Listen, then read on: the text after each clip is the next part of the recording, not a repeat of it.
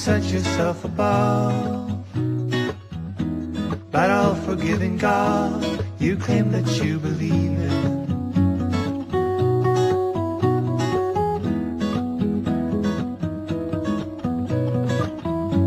Your kind is gonna fall.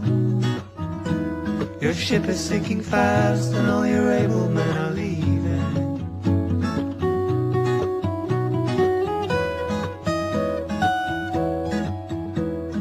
Only someone who's morally superior can possibly and honestly deserve to rule my world.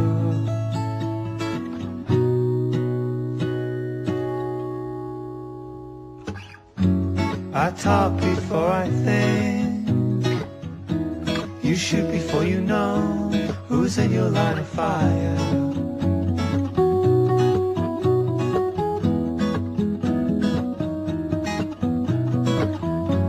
So somehow we're the same. We're causing people pain, but I stand and take the blame. You scramble to the night. Only someone who's morally superior can possibly and honestly deserve only.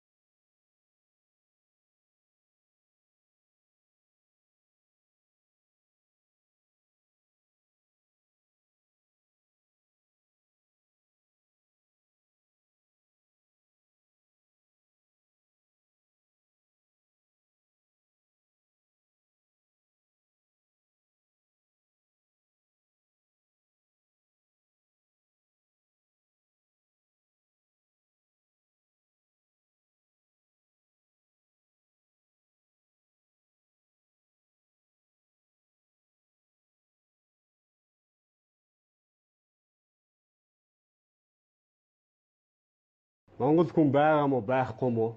Монгол хүн байна уу? Сүнүүд төгөө шатгаас бистэй. Бицтэй види. Агуу саагил та. Хой, амдуудаа. Нэр одоо бид нар саагих цаг нь болсон. Зөндөө шат. Сүнүүд төгөө шатгаас бистэй.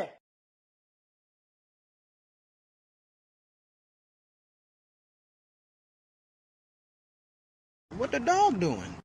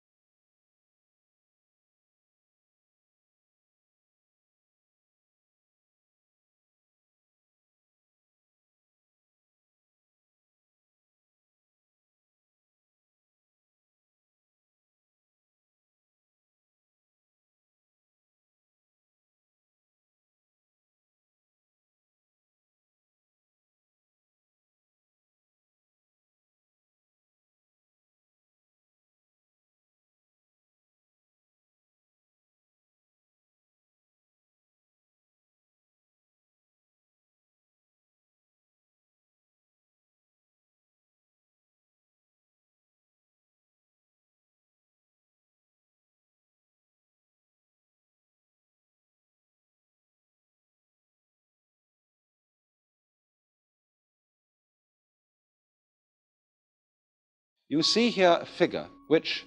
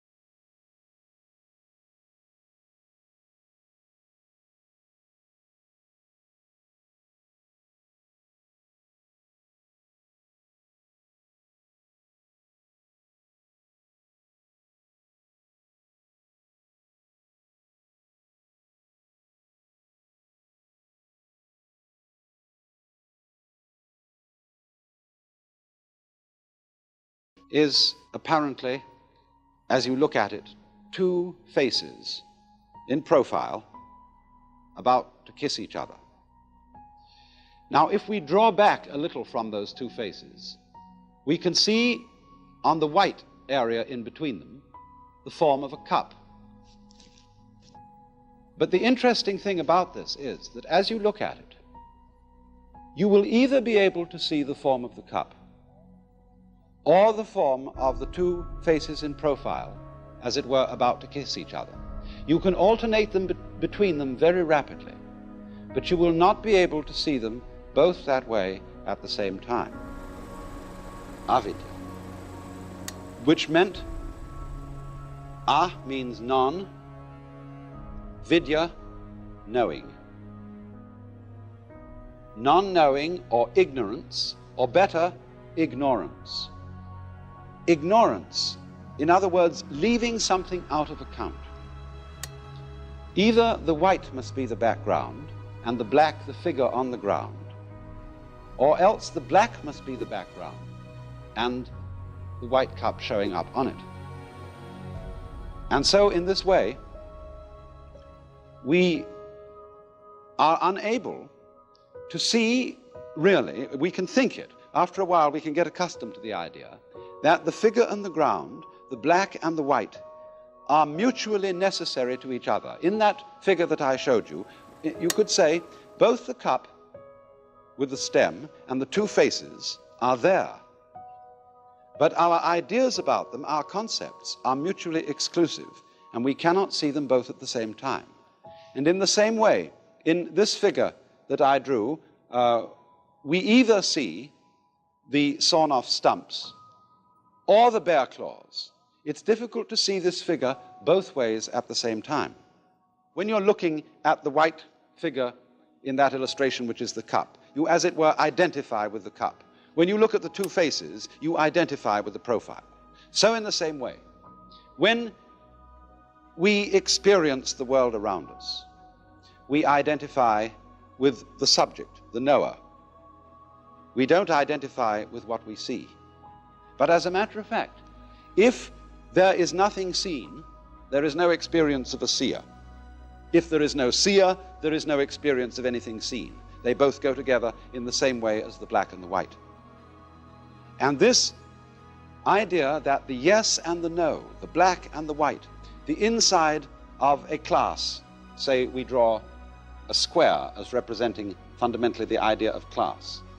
I can't have a square which doesn't have both inside and outside. They go together. And in Buddhism, this going together is called shunya. Although this is often translated void, it means that the inside of the square cannot exist, is void without the outside, the subject without the object, the black without the white. And this, of course, is represented in this fundamental Chinese figure of the yang, or the positive principle, and the yin, or the negative principle, like two fishes, constantly circulating, going round and round and round and round in the alternations of life. Now, the question is, are these two fishes involved in a fight? Is the white one eating up the black one, and the black one trying to eat up the white one? If that is the situation, then of course life is fundamentally nothing but a grim contest. If this one up here is the good fellow and this one is the bad fellow, if this is order and this is chaos, then a fight goes on between them. And that's largely the way in which our technology has interpreted man's situation as against nature. This is man, the white, the good fellow. This is nature, the dark, the bad fellow. And the white one has got to eat him up. But what happens if the white fish succeeds in eating up the dark fish?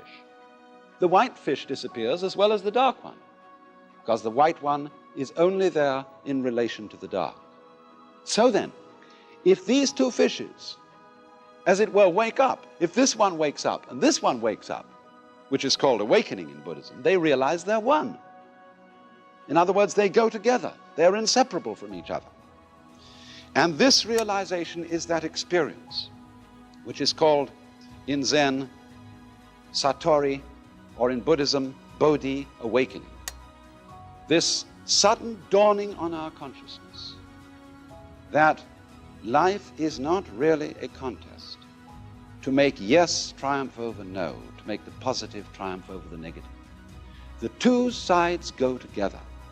And then one sees in this strange way that underlying all that is negative in the world, all that is in a way painful and evil, there is a kind of necessity to it. It goes with the good.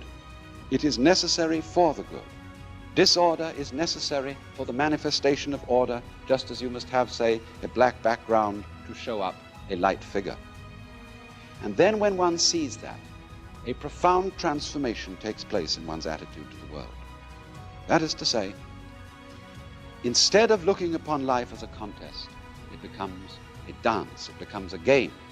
One doesn't withdraw from it, one doesn't stop living, but one goes into the game so that these revolving fishes are no longer trying to eat each other, but they're just going around dancing, having the biggest fun in the world.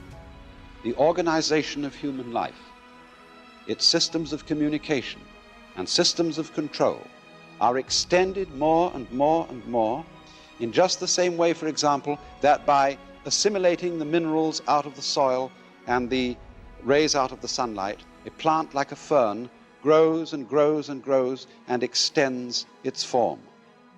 And in this way, its organization prevails. Now then, you see, if you take this task of what we call the conquest of nature, the task of making order victorious over chaos or randomness, if you take this seriously, you will look upon it as warfare. And you will firmly believe that the most urgent thing that there possibly can be is to make order prevail over randomness, to make good prevail over evil, to make life prevail over death. And we find that when we are in a contest of this kind, a serious warfare game of this kind, and we take it seriously, we are involved in it in a very deep and bitter sense. Now, the difference of Buddhism from science as a form of knowledge is that in Buddhism it would be said that this view of things, this view of the task of life as making order triumph over disorder, leaves something out. So then, must we have fixed in our minds the idea that all the forms and patterns of nature are simply methods of attack or defense, that they're devices for camouflage, that they're simply lures for sexual attraction or other utilitarian purposes? Or can we see in them a dance, a joyous cosmology?